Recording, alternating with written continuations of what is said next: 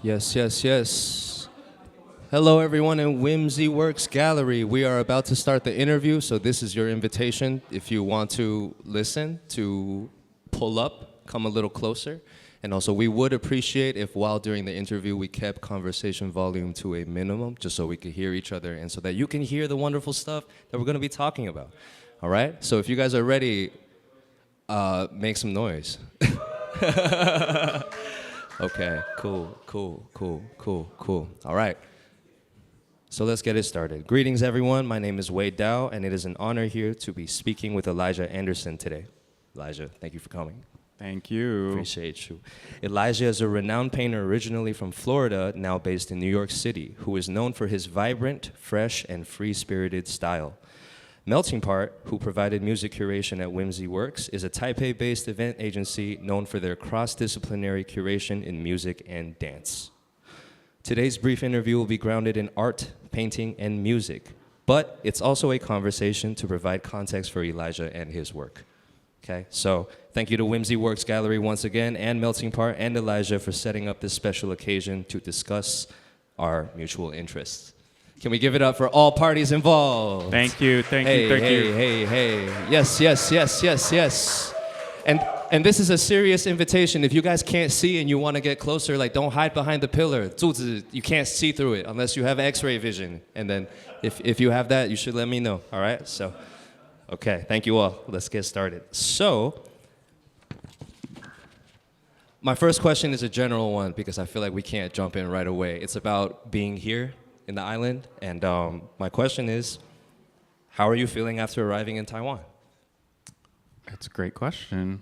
I'm feeling amazing. It's like crazy being surrounded by so many New York friends and so many new friends here. The people in this city have been like so warm and so nice. And obviously it's like very inspiring to be just walking around any new country for me, especially like outside of America. Definitely somewhere I've wanted to visit for a long time. So I'm very, very blessed to be able to be here for such an amazing occasion. Yeah. We're glad you're here. Yeah. You said it's first time, right? First time. Yeah. One thing that stood out to you? Oh, the weather and the food and the people. Yeah, that's three things, but yeah.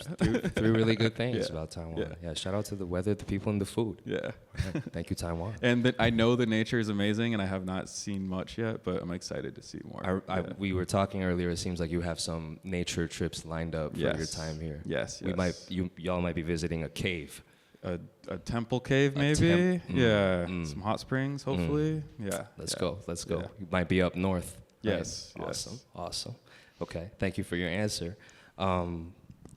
So earlier we talked a little bit before we got into the interview about specifically these pieces, right, and the process here.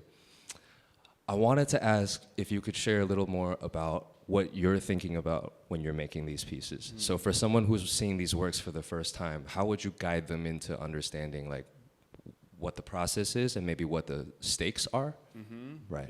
Yeah, for sure. For anyone that doesn't know, they're cyanotype prints. They were used originally to make blueprints for architectural layouts. Mostly used as like a photographic printmaking process, but the past few years I've been exploring how I can just do it in a different way than I've seen. And throughout the process, I just kind of realized how similar things were to music. Like, I had to be really patient for it. You have to expose them to UV light for quite a bit of time before processing them. And then each one kind of had its own like rhythmic and like syncopatic. I don't know if that's a word, but syncopative. Yeah, syncopative right. process. And I think I was thinking about those things while I was making them, but then once they were all pieced together, I really realized that they all kind of reminded me of like music and like playing music. And you kind of have like one shot for it. You can't really go back once you print it. Time is involved. You have to be like patient, and the way that especially the horizontal ones are moving just kind of reminds me of like playing music and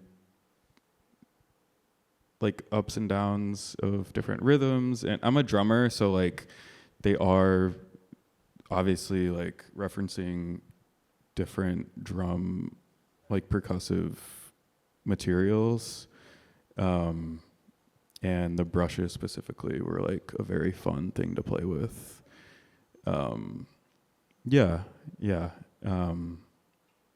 Time and space and rhythm and like polyrhythms and syncopation. Were these sheets, so these sheets were made separately and then assembled into a single piece? Yeah, so like each one, and then I cut some and patched them together. And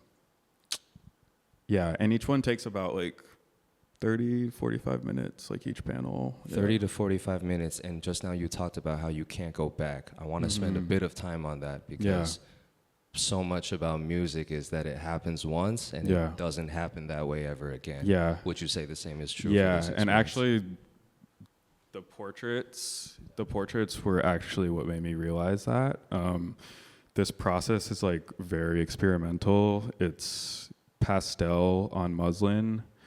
I get the muslin, I like spray the muslin with water, and then it allows the pastel to go on like very smooth, but there's no way to erase it once it's on, and it's actually quite difficult to paint over it as well.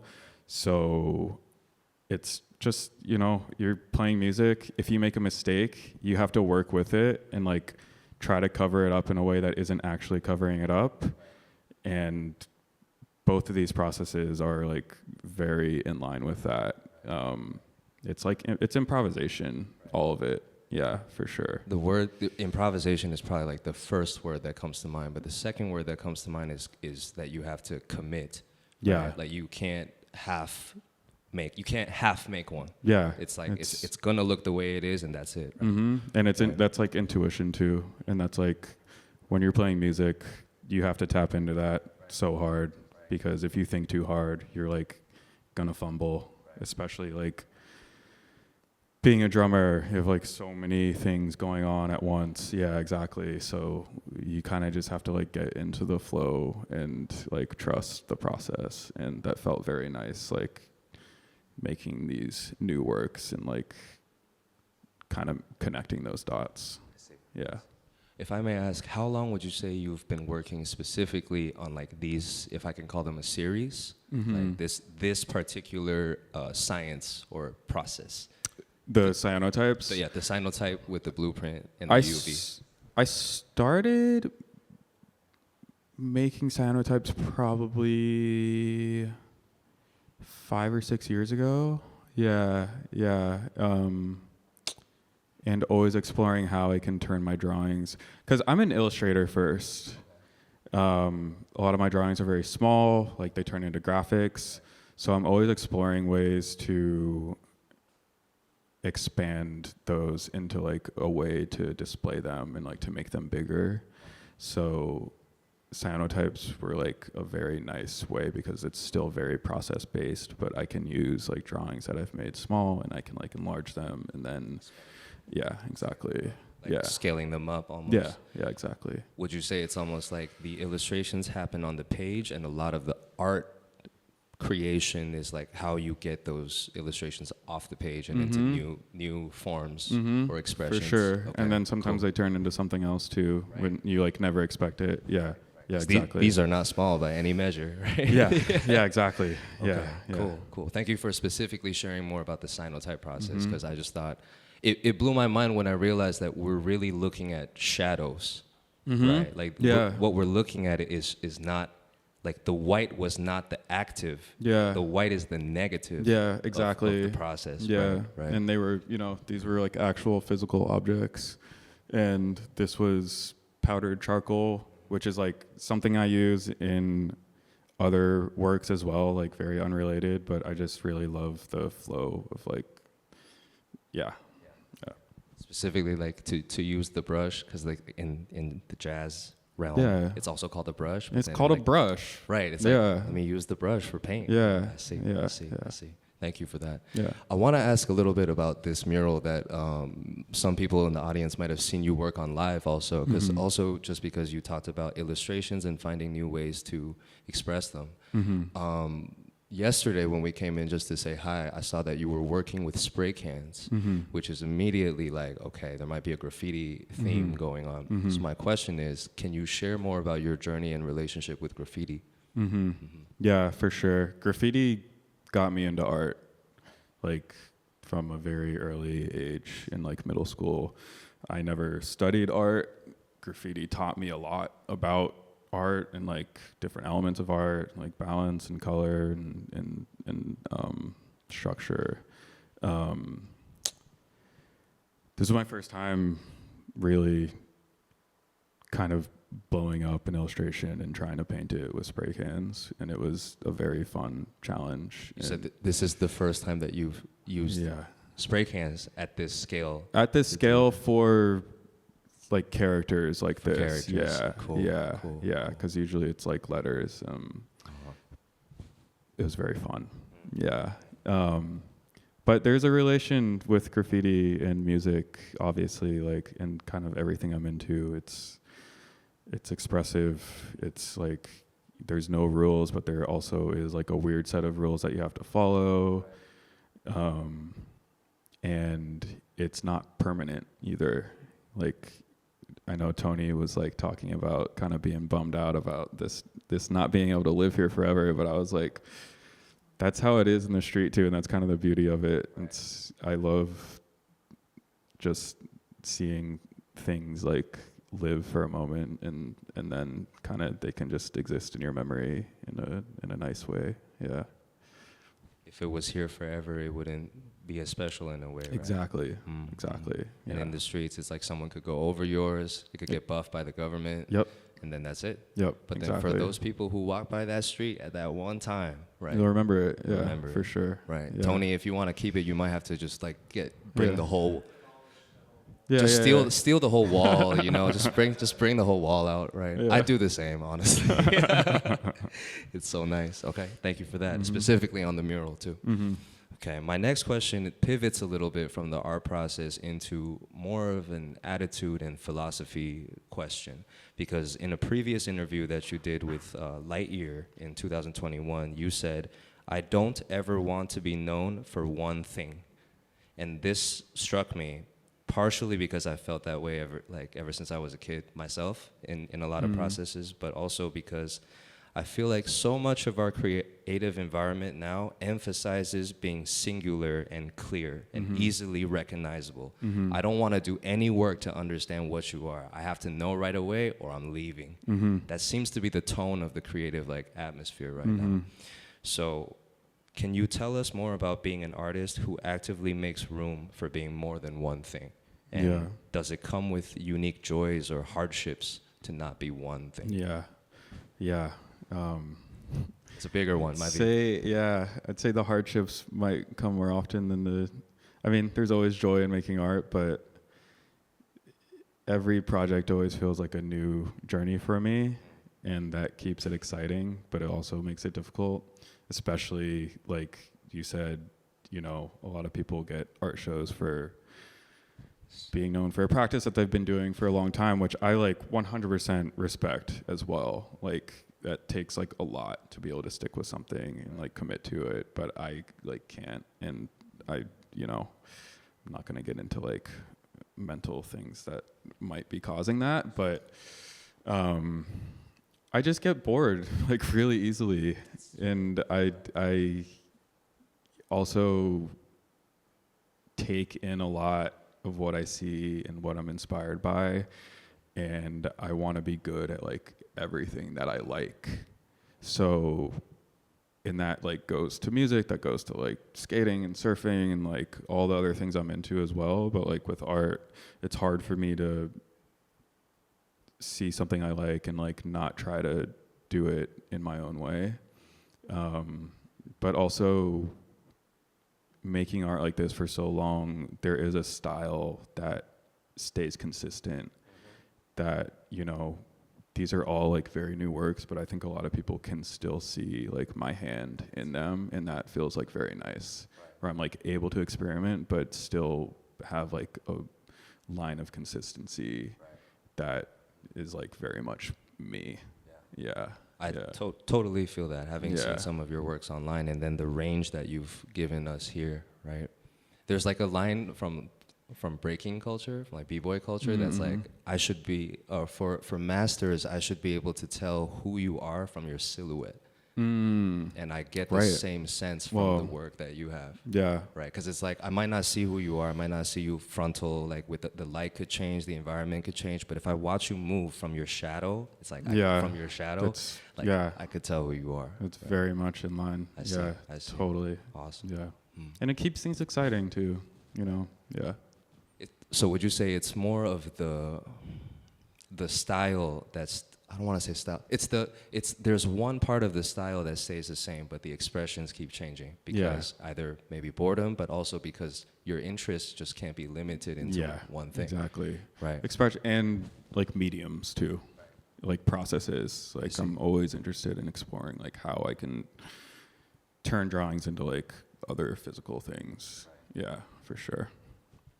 Feels like part of that is also just the self-knowledge and confidence it takes to say like, I'm not one thing, you know, like to admit that and be like, I'm not satisfied with just being boxed in with one thing. Yeah, it's tough.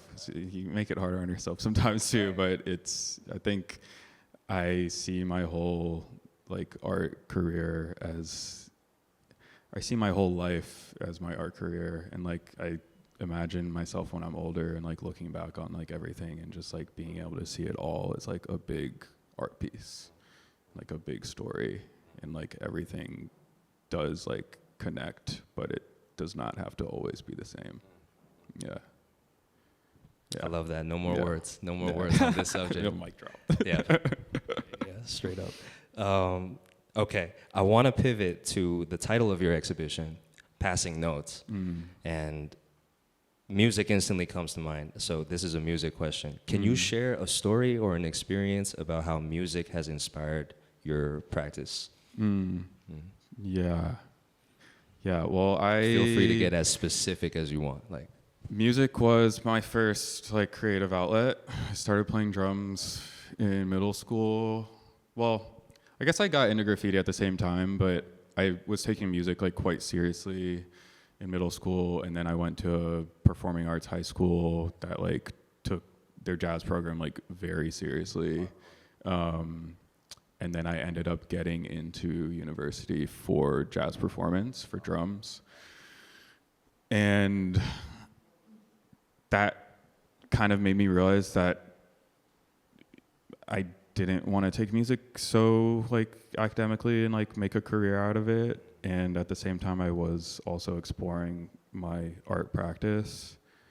But jazz specifically, kind of like what I said before, it's like all improvisation. It's all like no rules under like a few set. You know, you have a chart, you have your chords, and you can do whatever you want with it. It's like I have my medium and I have my characters or whatever else that I'm used to doing, and you can mix and match however you want. It's all just like very expressive. Like everything I'm into is just like expressing myself in ways that like I can't really do like formally. Like structures that exist in very abstract mediums. Yeah. Right. Yeah. Totally. I totally understand what you're saying about how there's rules, but it's almost implied that there's room to move beyond these rules. Right. Yeah. I see. And make your own rules. Yeah. Right. Expand on the rules. Yeah. So in a given like 24-hour cycle for Elijah Anderson, in what context does music appear? Maybe recently. Recently, it's kind of funny because recently I'm one that's like always playing music while I'm working on art.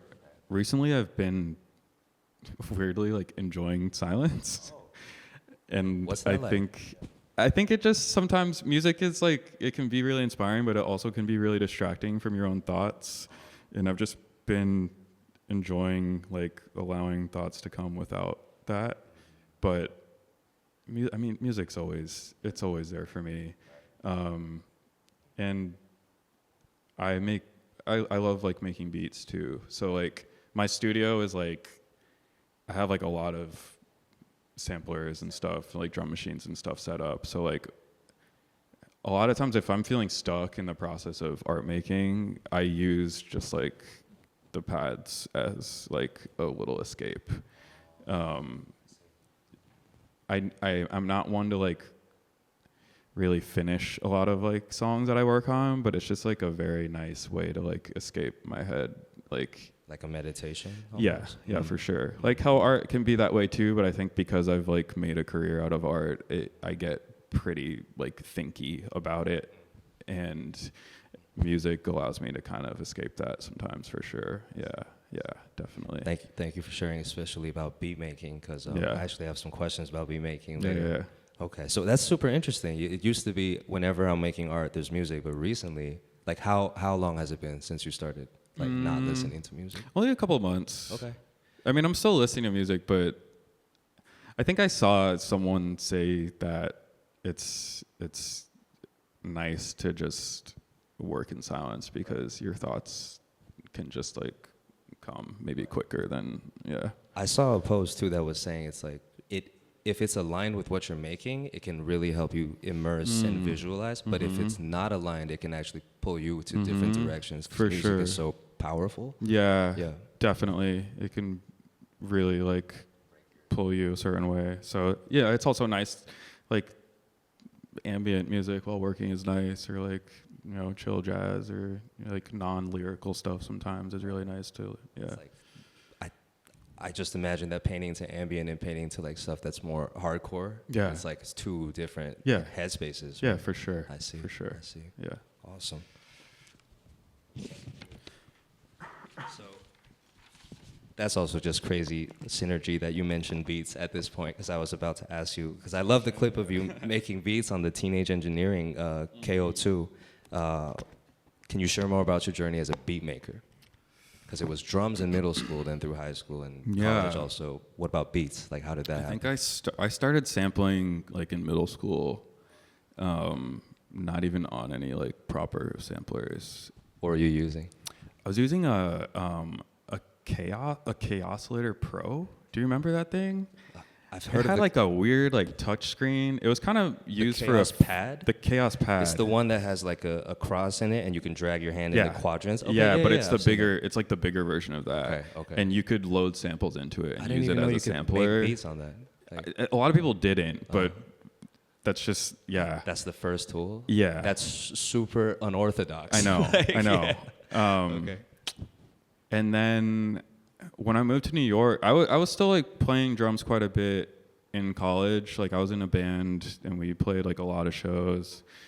And then when I moved to New York, I couldn't bring my drum kit with me. So I actually, like, one of my best friends now, he was like really into synthesizers and drum machines and stuff. And he kind of made me realize that I could transfer that energy of drumming into like a more compact, quiet thing in my apartment. And then, you know, you get one thing and then you're like, oh, I gotta get more. Yeah. I need all the Pokemons. Yeah, exactly. Right. Exactly. So I think me moving to New York and not being able to play drums all the time definitely was like the push to like start making beats. That's super dope, because it's like it comes from an absence. It wasn't that I started. It was like a necessity. Right. Yeah. You had to find a way to keep the energy going from drums. Yeah. So it became beats. Yeah. That's exactly. crazy. And I think a lot of drummers also become beat makers too, like, because it's a way to like make music without maybe knowing how to like play piano or like play melodies. Yeah. It's like more ground level. Yeah. everyone can kind of access sampling material. Yeah, for and sure. Sampling machines. Yeah. Okay, quick fire question. You ready? Yeah. Favorite sampler? Oh my God. I mean, I'm gonna like. It Top- sounds cheesy, but Or top three? Dilla is the god. Come on, man. Dilla is the god. Rest in peace. Rest in peace, absolutely. Yeah. Yancey yeah. boys, let's go. Madlib for sure. Yeah. It's music yeah. to my ears right now. Yeah, yeah. And you know, like as you get older, you don't listen to that stuff as much as you did, but that like all had a huge impact on my whole life for sure. Like when I've heard Donuts for the first time, like I still listen to Donuts and can like shed a tear. You know, it's like just in how he was making music with what he had back then. Like Got goosebumps. yeah, for sure. I mean, Dilla, like number one, always. Yeah, honestly, it's no comparison. Yeah, In his lane, no one's touching that. Yeah. Okay, got you. Thank you. But also now, like my friends, for sure. Okay. Like amazing producers and Right, stuff. because there's like there's like the tier system for people I don't know, and then there's the tier system for people I do know. And I feel like it. Yeah. So that's interesting because when I said favorite sampler, I actually wasn't referring to people. But that was a good answer though. So it's cool. I was asking about machinery. Yeah. So just because I'm a little more geeked out about that, could you also answer that one? Yeah, Okay. for sure. Favorite sampler? Honestly, the EP right now has been fun. The EP Is the EP 133, the KO2, Oh, okay. the Teenage Engineering one. Okay. That's like actually the only like legit sampler I've bought. Okay. Yeah. I've never had an MPC. I've never had a SP or anything. Right. I've played around on them before, but yeah, that thing is like it's really fun. I have yet to see. I'm lacking right now because I've yet to try anything from Teenage Engineering, but I've just seen a lot of people. Well, I mean, usually you can't afford it, but Right. this thing's Okay, like pretty affordable, thankfully. They're super breaded up. Yeah, Right? That's yeah, true. That's yeah. true. And that's crazy too, because it's like your first music software or just engine was the Chaos Pad, and then you go from the Chaos Pad to Teenage Engineering, and both of those are unorthodox to me. So it fits with what I'm saying. Also. Yeah, totally. It's Sick, all man. in the same world for sure. Now I'm gonna get a little surface level here and talk about Instagram, but specifically your Instagram handle, because I also did a bit of digging about spacehose. Yeah. I need you to tell me about spacehose, bro. Yeah, What is spacehose, please, for those who don't know? Oh man, Spacehose, Coast to Coast. Yeah, famous MF Doom song that. Yeah, you know, a lot of us were obsessed with Doom for a long time. Rest in peace again. When I first made my handle, it was spelled Spacehose, like HOES. ES? Damn, you had the ES? Yeah. Okay. And then in college, I was like, it's not exactly kosher all the time. Like I like woke up a little bit. I was like, all right, I need to make this like a little more like a little less offensive. So I just switched the letters up. Yeah, it's funny. And now there's like, Hey, yeah.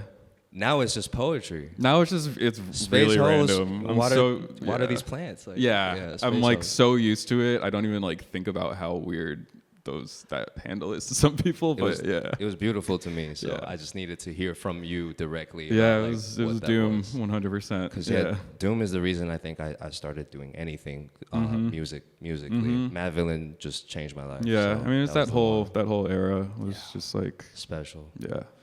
So on the note of MF Doom, because I know that you listen to a lot of different types of music, is there a special place for hip hop in your heart?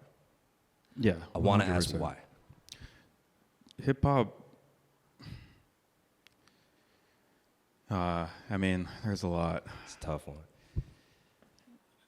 Definitely like my first like deep dive into music that wasn't on the radio. Like underground rap like made me realize there was like a whole world of music that people were like insanely good at that I never knew about. But you know, this was something I was gonna maybe save for the end, but hip hop and jazz and graffiti and a lot of other things that have like shaped me to who I am, like all came from people that were like trying to survive under like really harsh conditions of like oppression in America and like systematic like, you know, racism and like just the struggle. And the struggle breeds like beauty all the time. So I think that was all like very relatable. And I think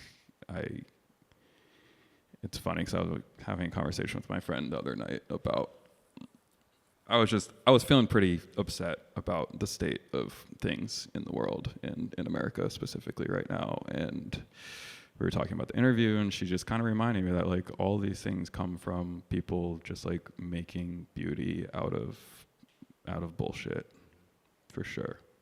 You know, graffiti and hip hop are like obviously like, and jazz, like very much on.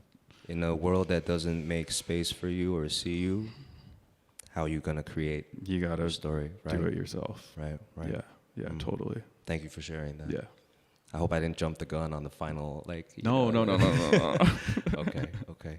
It sounds also like hip hop has that special place because it was very intentional. Like it wasn't being, like you said, it wasn't on the radio. Like you have to go find that. Mm-hmm. So when you do find it, it's really yours, right? Yeah. Yeah, definitely. Cool.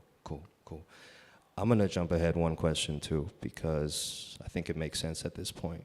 I think a lot of the stuff you've shared today could be very inspiring and useful for artists who might not feel comfortable being one thing also. And one thing I've noticed in the creative environment, maybe it's because Gen Z is just turning up, so to speak, or just the next generation of artists, I feel like it's very rare that someone says they're only one thing. It's usually like this X this. Or this, yeah, like, totally. right? Yeah. So my question is, what's one piece of advice you'd like to share with any multidisciplinary artist, specifically artists who find that they are naturally more than one thing, have more than one interest or tool or medium, but they feel like, I don't know how to choose what to do? Do you have any advice for people who fit in that category? For sure. I think like when you feel your heart being pulled in a direction, just like let yourself go that direction. And if you have to let go of certain things for a certain period of time because you're doing something else, like don't beat yourself up over it because those things are always going to be there for you. Like music is always there for me. Like I haven't touched a beat machine in like, you know, since I started working on this show, like those things have kind of been sitting there, but I know that's like a part of me that's like never gonna leave. And it's like the same with graffiti. Like I'll go months without really trying to do graffiti. And then when I do it again, it's like very nice. But I think it's, you know, hopefully we all have like a decent amount of time on this earth. And like I said before, kind of like looking at your whole life as an art piece is a very beautiful way to allow yourself to explore and like just follow your heart. Yeah. No, but real talk. Yeah. You know, it's like, even if you're not doing all of you right now. Yeah, because it's impossible. Right. You know, you like also have to make money and like you gotta do life stuff too. So. Adult stuff. Yeah, exactly. Yeah, true. Yeah. It's like, don't be afraid that parts of you will disappear just because you're not doing them right now. Yeah, right? 100%. Make room for all of yourself. Yeah. Let's go. Yeah. All right. Thank you. So, Elijah, I had such a great time speaking with you. Like, yes, seriously. Me too. Thank you so much. And it's recorded on camera and all that. Amazing. Oh. It's good stuff. Any last words before we see you again at the gallery opening tomorrow at Whimsy Works? Just want to say thank you again to Tony for like trusting me. Shout out to Tony, bro. Yeah. Give it up for Tony, please. Such a cool. Yeah. Such a cool space, and it's like so different than what I'm used to in New York with like galleries there. You know, it's just like this space is really allowing people to explore and like not have to get too heady about what they're making, and also like so sick to have so many New York friends in town for this. I feel very, very blessed, and it's like such an amazing way to start the year. Right. Like, right, it's only January, what? Yeah. I don't even know. 15th? I Yeah. think it's the 15th. Yeah. Let's go. We got a whole year ahead of us. Yep. And for everyone in the audience, can you guys please make some noise for yourselves for coming to this talk? We appreciate Thank you. 所有的观众可不可以给自己一点鼓掌声 Thank you. Thank you. Thank you. Elijah, so thank you, much. bro. Much love. Appreciate it. We're going to be at this gallery opening tomorrow. Please come through. All right? Thank you. We love you. Thank Good you. night. Love.